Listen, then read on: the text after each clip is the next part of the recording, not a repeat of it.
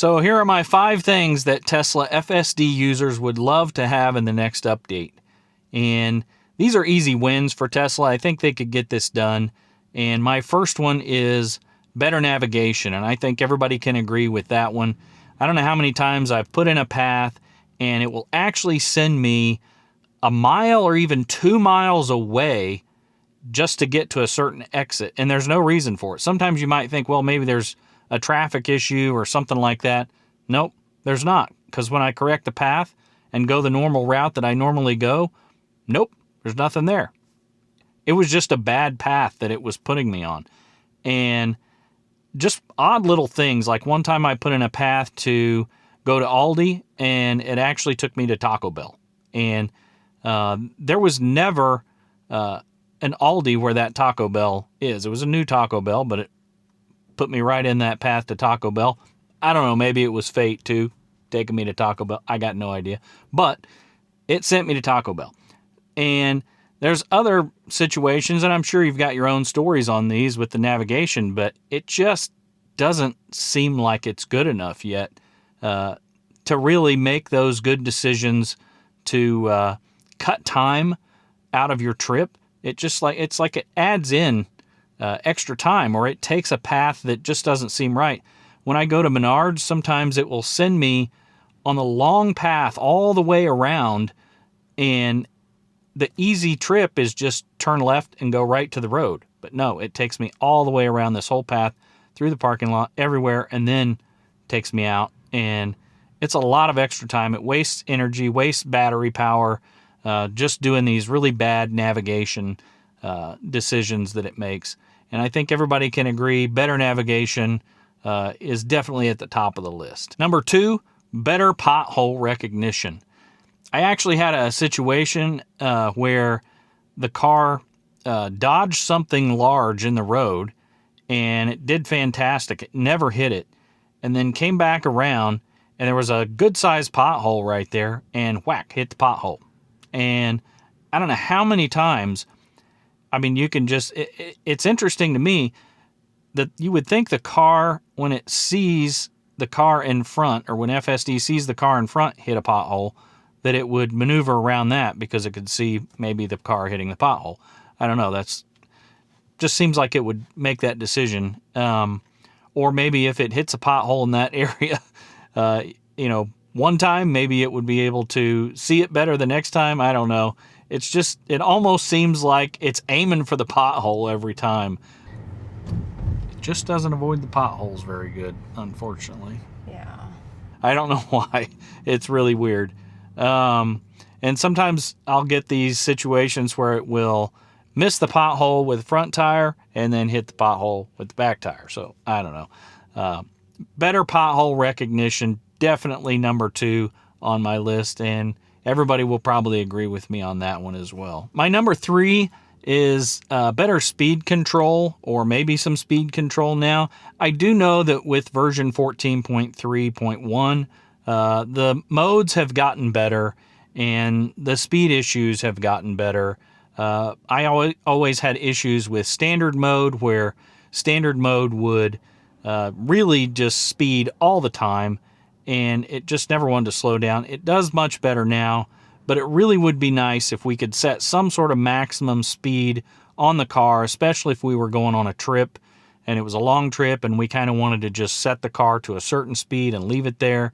That would be ideal. And the speed control issues with the modes, where I live, there's tons of cops on the highways everywhere, and you really want to keep your speed under control. And I just don't feel comfortable using standard mode very often anymore. A lot of times I use chill mode. I do use Mad Max mode a lot of times, or hurry mode, to get onto a highway or things like that. And then I just scroll back down to chill mode. But you almost have to just scroll all the way to sloth mode, especially when you're in a construction zone, just to get that speed down and make sure it does what it's supposed to do. There is better speed limit sign recognition now with version 14.3, but I still think that some sort of speed control would be a really good idea in the future if they could just give us something like that back like we used to have.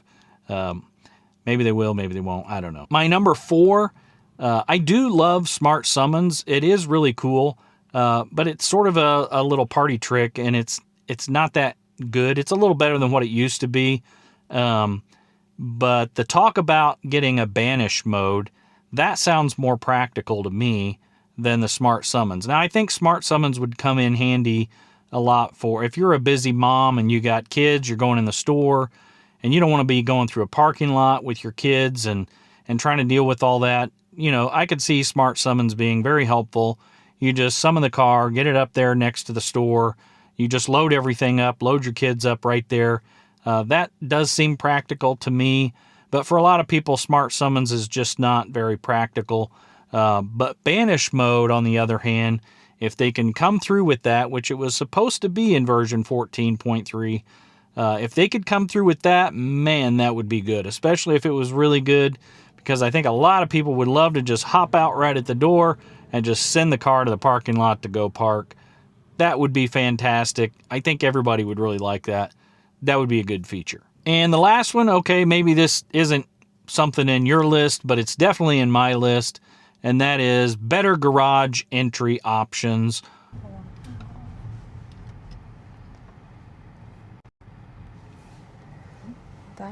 Now, it's been wanting to back in, but let's see if it takes us straight in here. It might stop.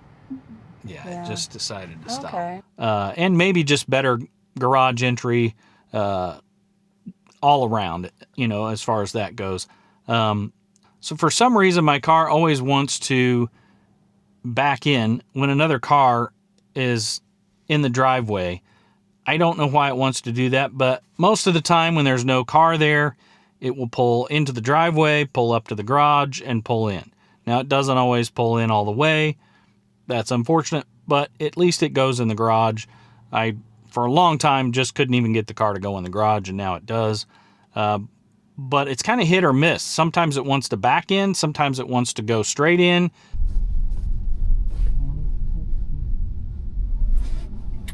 And it wants to back in.